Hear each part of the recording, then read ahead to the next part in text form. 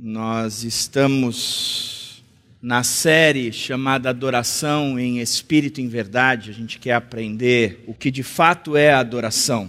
Hoje é o último dia da base teórica. A partir da semana que vem, a gente entra em dezembro e a gente vai começar a parte prática. Por quê?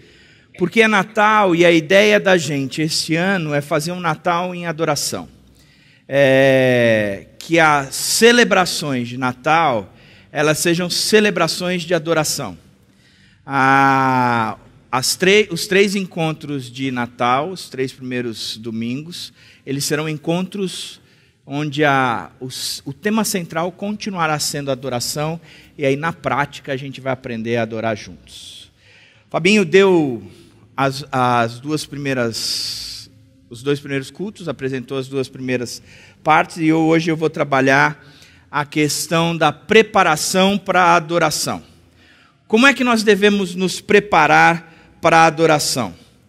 Poucas são as atividades das quais nós participamos e que elas não precisam ser aperfeiçoadas ou que elas não possam ser aperfeiçoadas com o preparo e treinamento. Por exemplo, o esporte. Um dos atletas que eu mais gosto é o Oscar Schmidt. Apesar de ele ter se envolvido recentemente numa polêmica aí de uma palestra que ele deu, eu lembro que ele tinha um apelido, e ele tem até hoje o apelido de Mão Santa, e o pessoal uma vez foi entrevistá-lo dizendo: cara, que coisa boa você ter esse dom de Deus que foi essa mão santa. Ele falou assim: olha, eu de fato tenho uma habilidade para jogar basquete, mas não pense você que é só uma habilidade dada por Deus. Ao término de cada partida, ou cada treino que eu faço coletivo, eu sozinho, meus amigos vão embora, meus companheiros de time vão embora, e eu sozinho fico arremessando entre 1.000 a 2.000 lances para aperfeiçoar os meus arremessos. Então não é só uma mão santa, ela é santa, mas ela é bem treinada. Interessante é que ele se coloca como um cara que se esforçou por aperfeiçoar, treinando o seu arremesso. Quando você pensa em alguém que toca um instrumento, ele pode aperfeiçoar a prática do tocar o seu instrumento. Por exemplo, essa semana eu estava com a Clô, e a Clô estava pegando a partitura de uma dos encontros desse de Natal que a gente vai estar. Ela vai tocar a flauta, e a partitura tinha várias páginas. E ela estava cortando a partitura e tirando só a parte das flautas, da flauta, para ela não ter que ficar virando várias vezes a página, porque ela disse: André, eu tocando, ficar virando a página é mais difícil. Então eu corto só a parte da flauta, e eu fico então com uma partitura reduzida. E ela ria e eu ria, a gente brincava no que ela estava fazendo. E no final ela me mostrou o resultado final, 2 folhas. E ela disse: dentro da minha pasta num plástico eu não preciso virar nada, assim eu toco melhor. E eu fiquei pensando, só quem já praticou muito é que tem e sabe as manhas e os traquejos de poder pegar uma partitura dessa, cortar, colar e fazer essa especificação para poder sair-se melhor num dia que for tocar. A arte, por exemplo, uma pintura, um desenho, cerâmica, seja lá o que você for fazer, você sempre precisa fazer repetidas vezes para poder melhorar aquilo que você está fazendo. E não só precisa fazer repetidas vezes, como quando você for fazer aquilo, você precisa se preparar. Não adianta querer fazer pintura sem levar a tela, as tintas, o cavalete, os pincéis e assim por diante. Você não vai melhorar, não vai se aperfeiçoar se você não se preparar, se você não treinar, se você não tiver o material adequado. Eu gosto muito de trabalho manual, mas de serralheria, de solda e essas coisas assim. Quando eu vou fazer, eu sempre penso naquilo que eu vou fazer, e aí eu separo o material primeiro, levo todo o material comigo, porque aí rende o trabalho, é algo que vai e produz, mas eu vou dizer um negócio para você. Soldar eu aprendi na raça, e a prática foi me tornando melhor cada vez mais, não é, Testão? E isso para mim é um negócio que eu curto, mas a prática me tornou melhor. Culinária. Você vai fazer um prato. A primeira vez você não sabe, você viu na Ana Maria Braga e diz, que prato gostoso, deve ser maravilhoso, vou fazer. Aí você entra no site, pega a receita. A primeira vez você fica todo cheio de medo de como é que você vai fazer.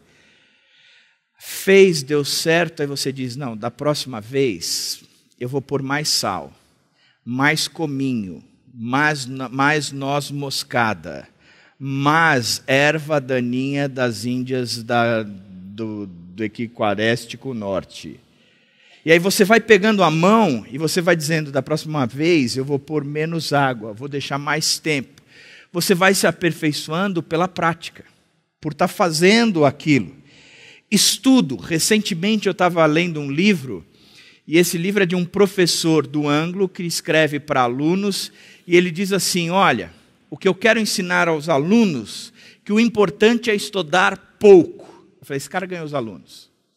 Quando ele chega com esse moto, dizendo que o importante é estudar pouco, ele ganhou os alunos. E ele diz, o importante é estudar pouco todos os dias. Porque o costume é todo mundo querer estudar toda a matéria na véspera da prova. Você até pode decorar a matéria e saber tudo na prova, entretanto você esquece aquilo para a vida, e ele explica que fica tudo na memória da frente, você não armazena, faz uma alusão da memória com memória RAM, HD e assim por diante, e diz, olha, o negócio é você estudar pouco todos os dias, e aí ele vem dizendo, você tem que treinar, se aperfeiçoar, você vai saber como isso funciona, e assim por diante. Interessante aqui, tudo na vida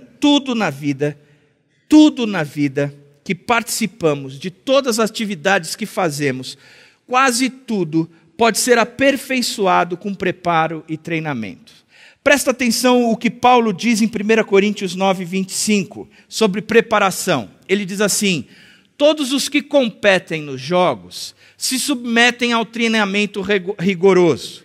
Ele diz assim, cara, todo mundo que está envolvido num tipo de jogo, todo mundo que está envolvido num tipo de esporte, num tipo de atletismo, seja lá o que for, ele se submete a um treinamento rigoroso. Ele levanta cedo, ele faz exercício, ele vai treinar fundamento, ele tem dietas, ele tem sono regrado, ele tem uma série de outras coisas. Ele se submete a um treinamento rigoroso para obter uma coroa que logo perece. Todo mundo que compete nesses jogos, ele se submete a esse treinamento rigoroso para obter uma coroa que logo perece. Mas nós o fazemos para ganhar uma coroa que dura para sempre. Fazemos o quê? Nos submetemos a um treinamento rigoroso. Nós nos submetemos a um treinamento rigoroso para ganhar uma coroa que tem um prazo de validade para sempre. Significa que nós estamos debaixo de um treinamento, que nós precisamos aprender a treinar. Cultuar também exige preparo. O texto diz, mas nós o fazemos. A maior parte de nós reconhecemos que Deus tem um valor inestimável. E se eu perguntar para você, eu tenho certeza que você vai falar assim, olha, Deus vale mais do que qualquer pessoa que eu conheço. Ele vale mais que o meu esposo, ele vale mais que a minha esposa, ele vale mais que os meus filhos, Deus vale mais do que a minha mãe, do que o meu pai, Deus vale mais mesmo do que a minha sogra. Alguns podem até falar isso, por incrível que pareça. Mas o fato é que nós não nos preparamos para cultuá-lo. Isso é fato. E achamos que isso deve ser somente uma responsabilidade, uma tarefa, uma função ou uma obrigação de quem está aqui na frente quando nós chegamos aqui num culto. Por exemplo, eu creio que 99% dos que estão sentados aqui, se não mais, estão achando que a chegada neste dia, neste salão, não exigiu preparo nenhum, a não ser meu, do Jorge e da banda. Eu tive que preparar a mensagem, estudar, elaborar, preparar o PowerPoint, fazer com que ela seja lógica para vocês, desafiadora e assim por diante. O Jorge teve que fazer a escolha das músicas coerente com aquilo que a gente vai fazer, preparar o ensaio, fazer todo mundo tocar junto e assim por diante. O preparo para este culto foi nosso. A responsabilidade é nossa. Entretanto, a Bíblia não diz assim. A Bíblia diz que a responsabilidade é de todos aqueles que cultuam. Os salmos apresentam cânticos de romaria, ou cânticos de subida. Eles apresentam o seguinte: o povo de Jerusalém, o povo de Israel, ele saía das suas casas e eles iam para Jerusalém adorar.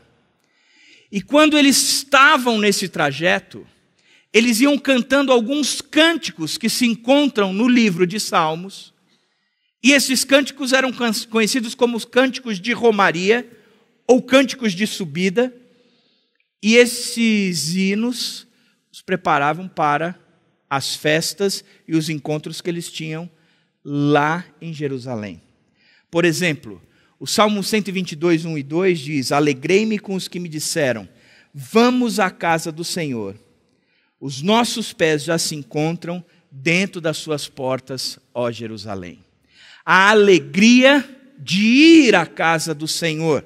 Então eles saíam das suas casas e eles já iam cantando até Jerusalém, se preparando para o encontro aonde eles cultuariam a Deus. Eles faziam isso, eles já iam se preparando. E lá, os sacerdotes e os levitas promoviam as festas e os cultos, mas o povo estava preparado.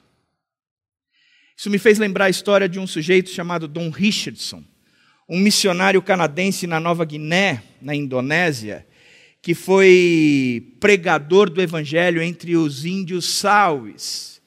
E esses índios, eles tinham uma característica interessante. Eles eram canibais e eles valorizavam o canibalismo através de cevar a sua refeição em amizade. Então eles olhavam para o sujeito e falavam: olha, aquele vai ser o meu próximo prato. Então eu vou cevar em amizade. Então ele se tornava amigo, alimentava. Depois de tudo aquilo, ele ia lá e assava o amigo. Isso é fato. Tem um livro chamado O Totem da Paz, do Don Richardson. E o Don Richardson diz que ele começou a contar a história de Jesus Cristo. E quando ele disse o que aconteceu com Jesus Cristo, e que Judas traiu a Jesus, Judas se tornou o cara naquela tribo. Ele dizia: cara, Judas cevou a Jesus em amizade e depois o traiu. Os caras adoraram Judas. Ele dizia: Deus, como é que eu vou pregar o teu reino para essa tribo? Até que um dia, duas tribos desse povo indígena entraram em guerra. E para estabelecer a paz entre essas duas tribos, o cacique dessa aqui tinha que oferecer o seu filho para o cacique desta, que oferecia o seu filho para o cacique dessa. Filho oferecido, a paz era estabelecida. Ele disse: está aí, descobri o que eu faço. Chamou o povo e disse: sabe o que Judas fez? Vocês acham que o que ele fez foi bonito? Ele traiu o Deus Todo-Poderoso. E a tribo dos homens entrou em guerra com a tribo de Deus. Só que Deus estabeleceu a paz, mandando o seu filho. E em vez de aceitar o filho, vocês mataram o filho. Mas Deus estabeleceu a paz com você. Diz que houve um avivamento tão grande naquela tribo, que a tribo inteira se converteu. E eles construíram naquela época, isso é uma história bem antiga, uma oca, um quiosque, para mais de 1.000 índios se encontrarem. E eles celebravam cultos diários. E diz que eles saíam das suas ocas, e eles iam das suas casas, cantando no caminho já, para se encontrarem naquele quioscão. E lá eles adoravam. E se eu não me engano, tinha um dia da semana que era quase o dia inteiro um culto de adoração. Mas eles já saíam se preparando para aquele dia que eles se encontravam em adoração. Agora eu quero trazer para os nossos dias como é que nós nos preparamos para um culto como este.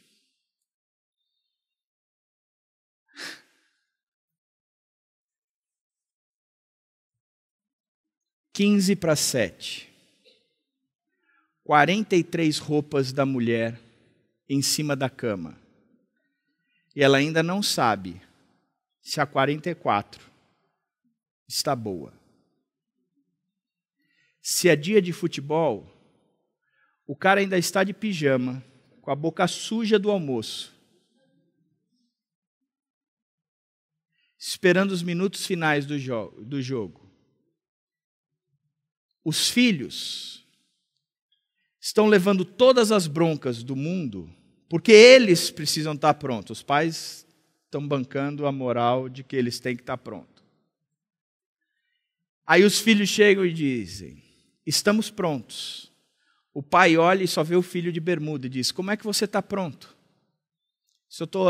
É uma alegoria. Não vou dizer que isso acontece, não conheço um lar que aconteça assim.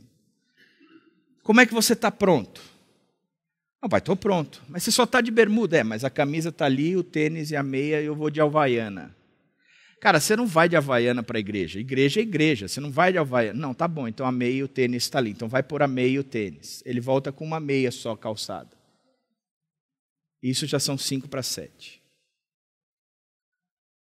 E a coisa vai. E a coisa vai. E o clima vai esquentando, porque afinal de contas é culto, a gente precisa cultuar. Sai 7h10 de casa, o culto começa às 7. Significa que aqui a gente começa pontualmente. O culto já começou.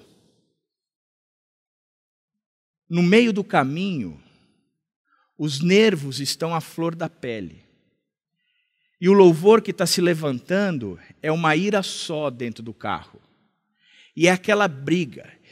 Todo domingo é a mesma coisa, a gente não chega cedo nunca. Claro, você fica assistindo futebol, mas você também não troca de roupa. Você fica passando esse reboco na cara, não demora pra caramba para terminar esse reboco. Se levanta mais cedo, acorda, mas o que é isso? Essas crianças nunca estão prontas também, você não manda eles se arrumarem, mas essa é a responsabilidade sua. E o clima vai pegando. E a adoração vai esquentando dentro do carro. E vai todo mundo adorando. Levanta a mão. Fala-se em língua, porque ninguém entende mais, porque não se escuta o que o outro fala. Então, e a coisa vai fervendo, o clima de perfeito Atos 2, que a língua de fogo desceu sobre o pessoal ali dentro. E a coisa foi desce, estaciona-se o carro, fecha a porta, o espírito baixa. Chega ali na frente, está o Alencastro. Mas é o ar do Santo Paulo Oco. Boa noite, irmão. Que a paz do Senhor Jesus Cristo, a mesma que reinava no meu carro, esteja sobre você agora. Coitado do Alencastro, chega que cai aquele peso em cima dele. Duf! E nós entramos num culto como esse.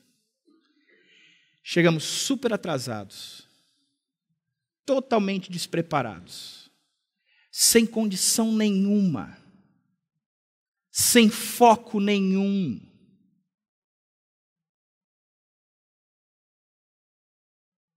Sendo que o que a Bíblia nos ensina é que existem até salmos que eu deveria cantar quando eu saio de casa para vir para a igreja, só para ajustar o meu foco, só para chegar aqui já coerente, para que a adoração fluísse naturalmente, quando eu já estou na hora aqui. Por isso, pensando nisso, eu quero,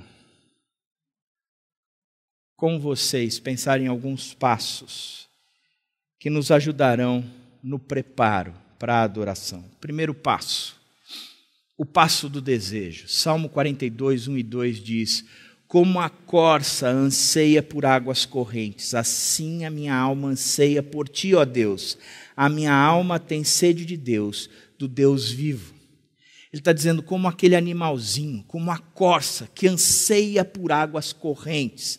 Depois de ter corrido, pulado, corre, está morta de sede. Chega naquela água corrente e bebe, sorve-se, mata toda a sua sede. Assim a minha alma, o meu mais íntimo, anseia por ti, ó Deus. A minha alma tem sede de Deus, do Deus vivo. Presta atenção, não é porque nós abrimos a Bíblia para ler, ou nós baixamos a nossa cabeça para orar, ou chegamos numa igreja para cultuar a Deus que nós o encontramos. Não é isso que nos faz encontrar a Deus. Isaías 45:15 diz que Deus é um Deus que se esconde. Se esconde no sentido de que Ele se vende. Ele se vende porque tem um preço que se paga para chegar a Deus. E o preço é desejá-lo, querê-lo. Eu preciso, eu quero, eu anseio. Porque não é só abrir a Bíblia, não é só fechar os olhos, não é só frequentar uma igreja que eu encontro esse Deus. O meu coração tem que estar ansioso. Jeremias 29:13 diz: vocês me procurarão e me acharão quando vocês me procurarem de todo o coração. Se o coração não estiver na jogada, se não houver desejo, se não houver interesse, se não houver aplicação, você não encontra Deus. E presta atenção, não é porque Deus está escondido e você precisa achar. Deus está do seu lado. Salmo 145:18 diz: o Senhor está perto dos que o invocam, de todos os que o invocam com sinceridade. Ou seja, Deus está mais próximo possível daquele que tem interesse.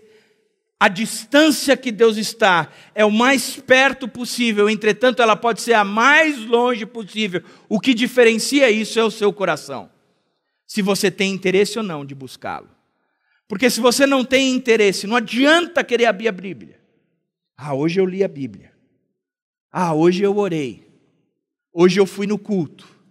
Não teve encontro nenhum com Deus. Tem que existir o desejo.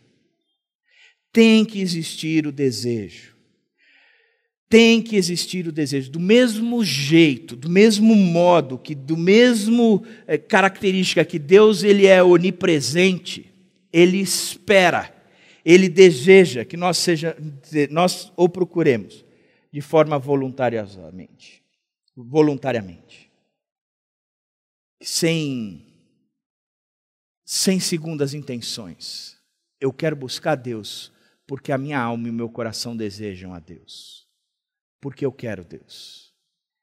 Podemos ir à igreja, orar, ler, trabalhar, mas se não houver nenhum desejo de fato, um desejo genuíno, é algo que Deus repudia. Você lembra de Apocalipse 2:5? Sabe o que eu tenho contra vocês? Vocês abandonaram o primeiro amor. Eu acho bacana a maneira como vocês abrem a Bíblia, como vocês são zelosos das tarefas que vocês fazem, como vocês cuidam. Eu acho tudo isso muito bacana. Mas eu tenho algo contra vocês. Vocês não estão colocando o coração na coisa. Vocês precisam colocar o coração. A mulher samaritana, ela foi incentivada por Deus, por Jesus Cristo, a desejar o próprio Deus. Ele diz assim: escuta, se você soubesse quem está te pedindo água, você pediria água e ele lhe daria, e você nunca mais teria sede. E ela diz: então eu quero, eu desejo isso. E Jesus lhe dá. e supre a sede daquela mulher. Agora, interessante e se nos falta o desejo? Qual é a culpa? Qual é o motivo? Por que nos falta o desejo? O que eu penso um organismo normal, ele sempre vai ter sede, ele sempre vai ter fome. Meu filho mais velho, Pedro, ele sempre tem fome, sempre. Está numa fase que só ele sozinho come uma pizza de 8 pedaços. Sempre tem fome. Ele tem intolerância à lactose. Mas ele sempre me questiona, pai, será que se eu tomar isso, ou comer isso que tem lactose, vai me fazer mal? Pedro, você sabe. O problema é que ele tem fome. Então, a fome dele faz questioná-lo até se aquilo que ele sabe que vai fazer mal, fará mal. Porque ele tem fome. Eu vou levar um susto se um dia eu perguntar, Pedro, você quer isso? Não, estou afim não. Não, isso pode ser que me faça mal. Filho, deita que você está morrendo. Vamos para o Rodrigo. Porque o organismo normal sempre deseja isso. E o que tira o desejo de Deus, o que tira a vontade de não estar perto de Deus é o pecado. Lembro sempre de Adão e Eva. Quando comeram do fruto, eles se esconderam logo depois da vontade de Deus, da presença de Deus. Eles não tiveram o desejo de estar perto de Deus. Por isso, o primeiro passo é o desejo. E quando não há desejo, nós somos levados ao segundo passo, que é o passo da arrumação. Isaías 1,15 diz assim: quando vocês estenderem as mãos em oração, esconderei de vocês os meus olhos. Mesmo que multipliquem as suas orações, não as escutareis. O primeiro capítulo de Isaías é muito duro, porque Deus chega junto do povo de Israel dizendo, olha, eu estou cansado de vocês, do ajuntamento de vocês, da maneira como vocês estão se reunindo, o que vocês fazem, porque na verdade o que vocês fazem não está me interessando, porque a vida de vocês está totalmente incoerente, está errada, vocês vivem em pecado. Isso o que Isaías tem aprontado, ou o que Isaías tem apontado, me lembra sempre Davi. Davi era e foi o homem segundo o coração de Deus, mas ele teve um período bem ruim da vida dele, que foi o episódio entre ele e Betseba. Depois dele ter cometido o pecado com Betseba, talvez na cabeça dele ele disse, eu sou rei, eu posso isso. Porque como eu sou rei, eu sou autoridade máxima em Israel. Se eu quero alguma coisa, eu posso, porque sou eu que estabeleço as leis. Eu olhei essa mulher, eu desejei essa mulher, eu disse, eu quero essa mulher e eu tenho direito a essa mulher, porque eu sou rei. E ele fez isso e ele apagou todas as provas. Quais eram as provas? O marido dela, porque o marido sabia que não tinha tido relações com ela e ela estava grávida, ele disse, eu preciso apagar essas provas. E ele apagou as provas. Ele deu um jeito, o marido Urias acabou sendo morto, ele disse, sossego a minha alma agora, porque se há a possibilidade de vir à tona de que esse filho não é meu, ou que esse filho não é de Urias, agora acabou porque eu dei um jeito de apagar as provas. Ele só se esqueceu de que se não apaga provas diante de Deus, e Deus é o justo juiz. E Deus mandou então Natã. Deus um dia chamou Natã e disse, Natã, eu quero contar uma história para você. Tem um cara que apagou as provas, só que eu sei que ele não apaga as provas de mim, eu quero te contar uma história. Davi fez isso. Vai lá e conversa com ele. Natã vai e conversa com Davi e conta a história para Davi. E Davi fica quebrado, dizendo, aquilo que eu achava que era escondido veio à tona. Aquilo que eu achava que eu tinha resolvido veio à tona. Aquilo que eu achava que tinha feito muito bem feito, porque o meu pecado tinha sido apagado por mim, na verdade não se apaga pecado de Deus, e está aí a história, e eu preciso tratar tudo isso, e ele entendeu tudo isso, e quando Natã o desmascara, ele fica indefeso, e ele escreve o Salmo 51, porque ele entende o tamanho do pecado dele para com Deus, e ele chega à seguinte conclusão. Primeiro, que ele pecou contra Deus. Segundo, que ele poderia ser expulso da presença de Deus. Terceiro, que o Espírito Santo poderia ser retirado dele, porque na época do Velho Testamento, não era como nós, que todos temos o Espírito Santo, mas na época do Velho Testamento, o Espírito Santo só estava sobre algumas pessoas, e o rei era uma dessas pessoas, e o Espírito Santo estava sobre Davi, e ele sabia que o Espírito Santo poderia ser removido da presença dele. Quarto, que ele poderia perder a alegria da salvação, e ele pede: Senhor, renove em mim a alegria da salvação. Quinto, que ele precisava de perdão. E sexto, ele sabia que somente depois que tudo isso acontecesse diante de Deus, é que ele voltaria a ter autoridade como rei ou como homem de Deus, porque ele diz: olha, somente depois de todo esse processo acontecer, é que eu vou poder falar e as outras pessoas vão acreditar. Por isso, Deus, o que eu estou te pedindo é: eu pequei contra ti e contra ti somente eu fiz o que era mal. A minha casa precisa ser arrumada. É como Isaías está dizendo: o Senhor está olhando para mim e o Senhor não está me escutando. O Senhor está olhando para mim e o Senhor está escondendo os olhos de mim. Porque não adianta eu estar achando que está tudo muito bem, que está tudo muito tranquilo, que está tudo que eu estou fazendo grandes coisas, se não houver um desejo genuíno no meu coração de te buscar. Por isso eu preciso arrumar a minha casa. Porque a adoração sem a casa arrumada, ela não agrada ao Senhor. E Isaías é claro nisso. Porque Isaías, fazendo um paralelo a Davi, ele diz o seguinte: primeiro, Deus está cansado dos sacrifícios e nele eles não têm prazer nenhum. Segundo, ele considera as ofertas inúteis e nauseantes. Terceiro, o culto é odiável e um fardo para Deus. Sabe o que isso significa? Que o culto é um fardo para Deus. Um culto sem preparação, chegar aqui sem vontade de buscá-lo, e Deus ter que vir ao encontro, é como se a gente tivesse que ir à casa daquela tia-avó, que pai sempre manda a gente ir, que a gente diz assim: não quero ir, mas somos obrigados. Há a necessidade de limpeza. O Novo Testamento, na oração do Pai Nosso, Jesus ensina dizendo: perdoa as nossas dívidas, porque eu já arrumei a casa, eu perdoei os meus devedores. Pode trabalhar aí, porque aqui já está pronto. Por isso a arrumação é uma necessidade. É algo que nós devemos fazer, é avaliar como anda a nossa casa, o que precisa ser modificado, o que precisa ser colocado em ordem. É o que nós fizemos na ceia agora, é examinar o homem a si mesmo, em relação a Deus, é discernir o corpo em relação ao próximo, é olhar para si e ver se você é um homem de lábios impuros, como Isaías fez, ou um homem de lábios pesados, como Moisés fez.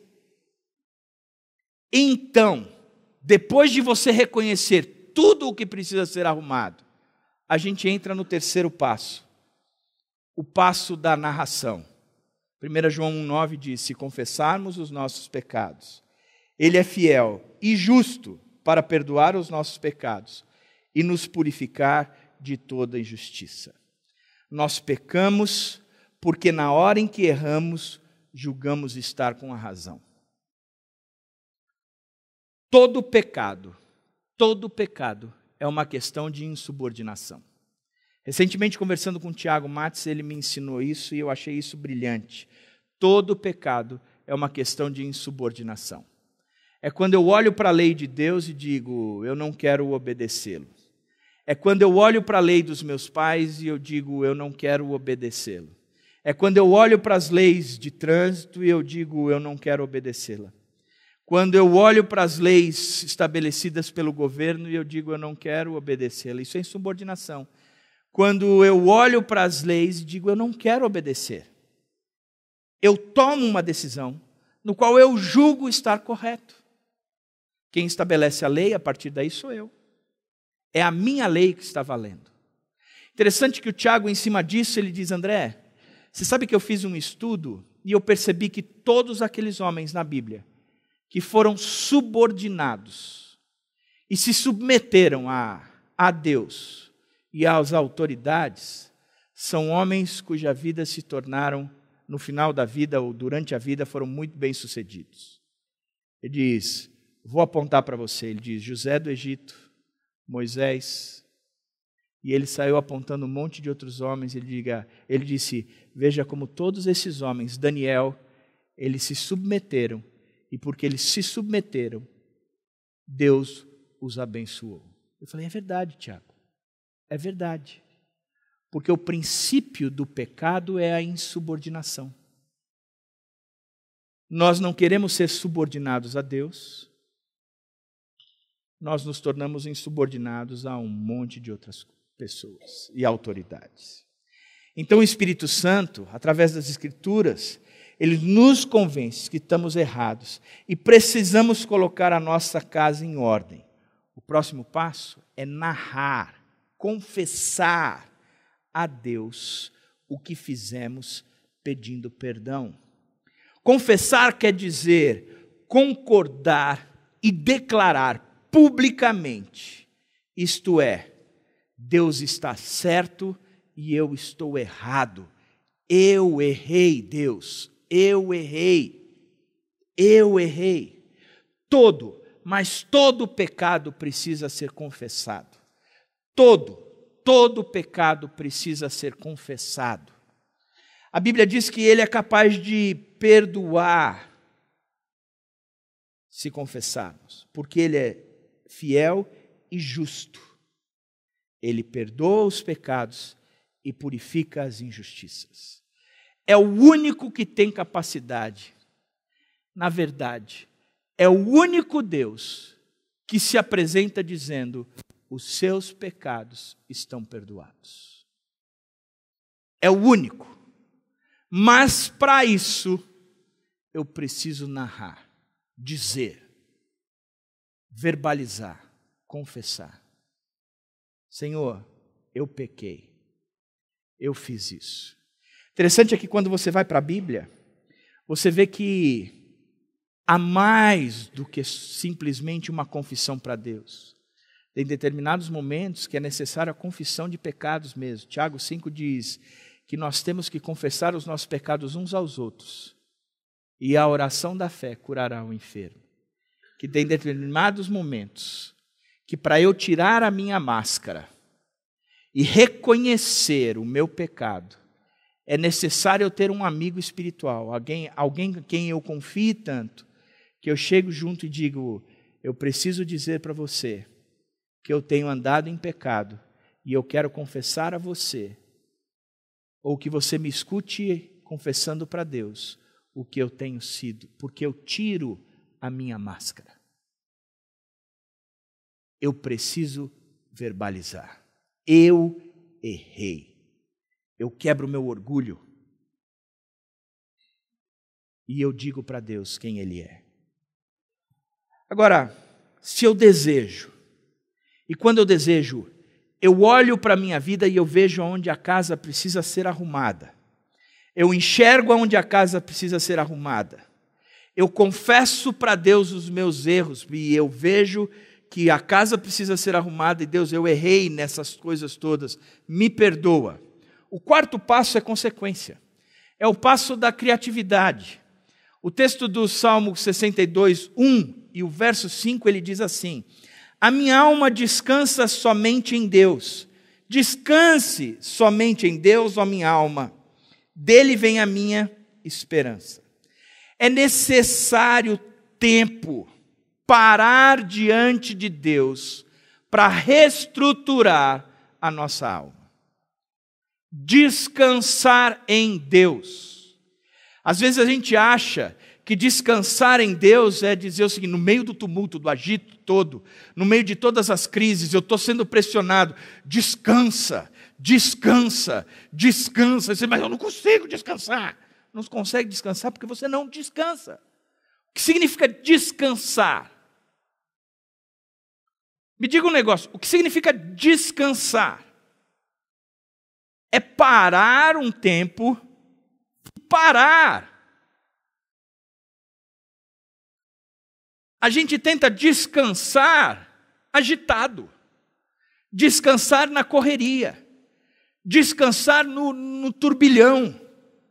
A gente tem que descansar a alma em Deus. Jeremias, Lamentações de Jeremias, capítulo 3, Jeremias vem dizendo assim: a impressão que eu tenho é que Deus me escolheu para ser a tábua de tiro ao alvo dele. Meus dentes já se destruíram, eu passo na rua, a molecada canta que eu sou zombando de mim, eu estou assim me sentindo o pior dos seres humanos. Bom, eu quero fazer o seguinte, eu quero trazer à memória tudo o que pode me dar esperança. Então eu vou me sentar e eu vou esperar.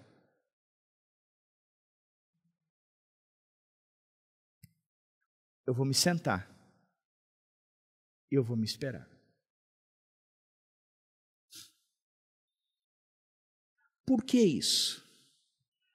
Porque a nossa cabeça precisa ser formatada e a gente precisa trabalhar em criar ideias, valores, princípios, conceitos, imagens, figurações, tudo novo. E você vai ver que Deus nos ensina a pensar, criando ilustrações novas, olhando para a vida e olhando para a palavra, e enxergando a vida e a palavra, e fazendo ideias novas, conceitos novos, princípios novos, simplesmente pensando e sendo criativo. Por exemplo, a ceia. O que é a ceia? Ele diz, você vai pegar um pedaço de pão e o cálice. O pão é pão, não se transforma no corpo de Cristo. E o cálice, no nosso caso, é suco de uva. Você não está bebendo sangue nenhum, é suco de uva. Aqui não há vampiros. Está bebendo os dois, comendo e bebendo. Olha para isso, é feito em memória de mim. É para você lembrar o que eu fiz lá na cruz. O valor do meu sacrifício. Então, lembra disso. Olha o batismo. Para os meus amigos presbiterianos. Quando você entra dentro d'água, você está morrendo. Quando você sai de dentro d'água, você ressuscitou em Cristo Jesus. Visualizou? Meire, nunca você visualizaria de outro jeito. Visualizou? Ele está dizendo, nas ilustrações da vida, você aprende a pensar diferente. Seja criativo. Não entendeu ainda? Tá bom. Está ansioso? Olha os lírios do campo. Nem Salomão se veste como ele. Olha os pássaros dos céus. Não trabalham, não semeiam, mas nunca faltou comida para eles. Comece a pensar diferente. Você tem que parar para descansar, para formatar a sua mente. Use da criatividade. Salmo 19, por exemplo, diz assim: os céus declaram a glória de Deus, o firmamento proclama a obra das suas mãos. Um dia fala disso a outro dia, uma noite revela a outra noite, sem discurso nem palavras, não se ouve a sua voz, mas a sua voz ressoa por toda a terra, as suas palavras até os confins do mundo. Nos céus ele armou uma tenda para o sol, que é como um noivo que sai do seu aposento e se lança em sua carreira, com a alegria de um herói. Sai de uma extremidade dos céus e faz o seu trajeto até a outra. Nada escapa ao seu calor. Ele está dizendo, escuta, se você olhar para a criação, você vai ver que a criação espelha a Cristo. O poder desse Deus. Revela este Deus. E aí ele diz, a lei do Senhor é perfeita e revigora a alma. Os testemunhos do Senhor são dignos de confiança e tornam sábios os inexperientes. Os preceitos do Senhor são justos e dão alegrias ao coração. Os mandamentos do Senhor são límpidos e traz luz aos olhos. E ele continua dizendo, a palavra de Deus, ela é valiosa. Mais para frente ele diz, é mais saborosa que o mel, é mais valiosa do que o ouro. A vida revela muita coisa, a criação revela muita coisa, e a palavra revela muita coisa. Seja criativo de associar uma coisa à outra, para que você aprenda a pensar diferente. Não andem ansiosos. Isso é o que a palavra diz. Olha para os lírios e para os pássaros. Isso é o que a criação diz. Juntos os dois, você foi criativo e está seguro em como você pode aprender a depender de Deus. Você aprendeu a pensar diferente. Você está buscando a Deus de todo o seu coração. Você está arrumando a sua casa. Você confessou a Deus. Você pensou diferente. Você não volta a desarrumar a casa e nem mesmo a necessidade de confessar novamente o seu pecado. Se você não for criativo, já já você está fazendo tudo de novo e você fica nessa arrumação, narração, arrumação, narração, arrumação, narração, porque você não fez o trabalho de ser criativo para pensar diferente, porque a renovação só vem pela transformação da mente. É necessário usar de toda a criatividade para aplicar tudo aquilo que estamos aprendendo de Deus para as nossas vidas. Só assim é que podemos transformar as nossas mentes, segundo Romanos 12, que é o culto racional, nos oferecendo em sacrifício vivo, santo e agradável, que é o vosso culto racional. Seja criativo, seja criativo. Porque Deus fala. Seja criativo. Para isso, descanse. É necessário um tempo para descansar. Recentemente eu vi uma frase do Ziel Machado, que teve um encontro com um sujeito chamado Hans Burke, que era um psicólogo, que em 1980, se eu não me engano, teve um psicólogo da Suíça, que em 1980 teve um encontro com ele na Colômbia, que disse assim, Ziel, o caminho da maturidade exige a dinâmica de renunciar, reduzir e simplificar. Caramba! Eu quero ser maduro desse jeito. Porque a gente entra num ativismo tão grande que a gente cada vez mais está aceitando mais coisas, complicando mais, em vez de renunciar, reduzir e simplificar. É pensar diferente. Pensar diferente. E o quinto e último passo é o passo da expectativa. 2 Samuel 6,14. Davi, vestindo o colete sacerdotal de linho, foi dançando com todas as suas forças perante o Senhor. Dançando com todas as suas forças. Pregar sobre esse versículo numa igreja batista é difícil. Porque me parece um texto um tanto quanto incoerente numa congregação ou numa comunidade como essa. Porque dança e batista... Eu sou filho de paraibano. Dança, lá em casa, Escreveu, não leu, termina em forró.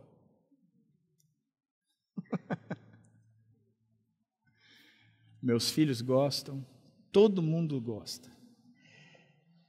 Interessante imaginar esse texto. A Arca da Aliança representava a presença de Deus no povo de Israel. Os filisteus, o maior inimigo do povo de Israel, aquele povo que sempre atazanou Israel, é da onde veio o gigante Golias. Eles um dia numa luta entraram lá e roubaram a Arca da Aliança. Passaram um tempo com essa arca e a arca só trazia maldição, maldição, maldição, maldição. Mas eles tinham destruído Israel. E eles chegaram num consenso falando assim, escuta, essa arca só está trazendo desgraça aqui para dentro. Vamos devolver esse negócio logo embora. Aí chamaram os seus gurus e os gurus falaram, devolve isso e ainda manda com alguns tumores de ouro. E era para fazer uns tumores mesmo de ouro, e mais algumas coisas, 5 tumores, eu não lembro mais o que. Eles devolveram. 20 anos antes de Davi ser rei, devolveram, mas não devolveram direito, e ficou num lugar lá, com um sujeito chamado Abinadab, e ele cuidou por 20 anos. Davi se consagrou rei, o maior rei de Israel, construiu para si um templo gigantesco. E na hora que ele construiu para si um templo gigantesco, ele disse, cara, eu tenho uma casa bacana, mas o templo, a arca, que representa a presença de Deus em Israel, não tem. Não tem. Então vamos lá buscar. E ele foi buscar. E na primeira vez que ele foi buscar, não deu muito certo, e assim que eles estavam trazendo, a história não funcionou direito, e a arca caiu, umas pessoas foram segurar, na verdade os bois tropeçaram, e a arca caiu, umas pessoas foram segurar, não podiam segurar, eles morreram, e eles tiraram da casa de Abinadab, isso quase 20 anos depois, quase 40 anos depois.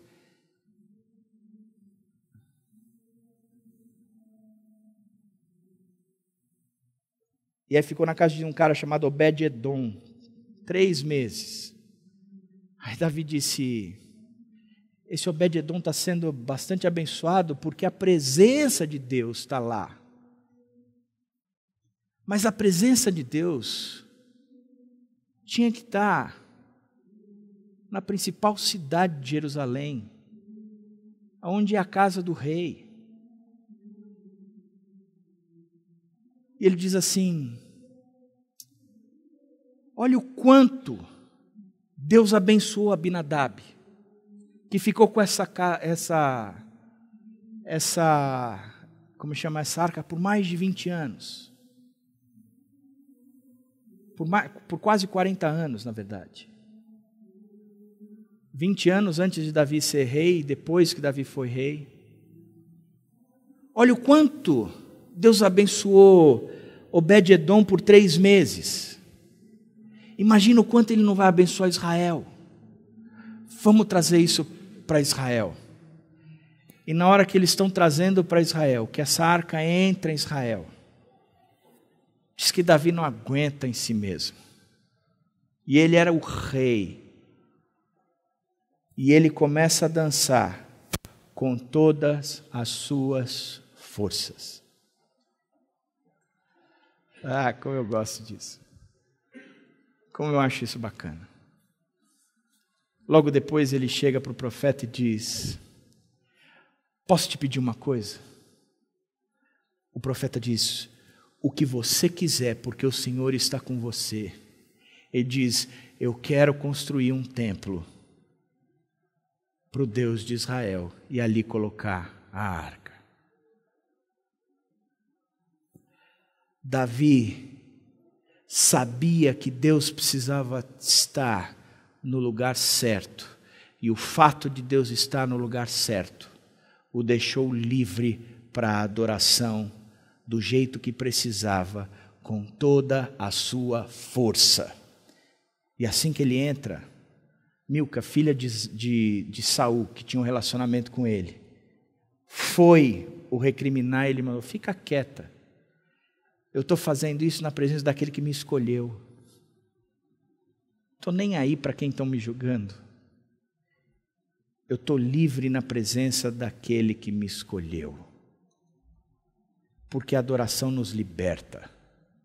Nos liberta porque aquele desejo que nós temos de buscar a Deus, que gera o desejo de arrumar a casa, de confessar o nosso pecado, e Deus nos perdoa, porque o confessamos, de arrumar a nossa cabeça, de estruturar o nosso pensamento, de dizer nunca mais vou ser assim. Ele nos liberta e nos estrutura de tal forma que nós temos liberdade de dançar com todas as nossas forças diante de Deus, de adorá-lo, de adorá-lo.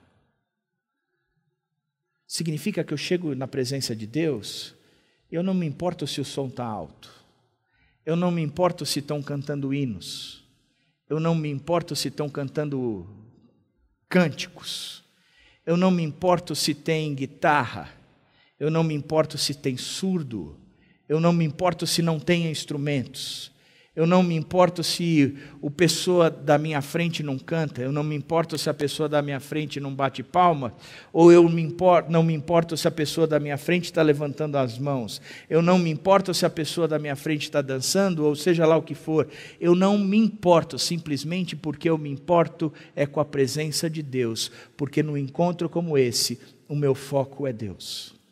E eu já saí de casa preparado para isso.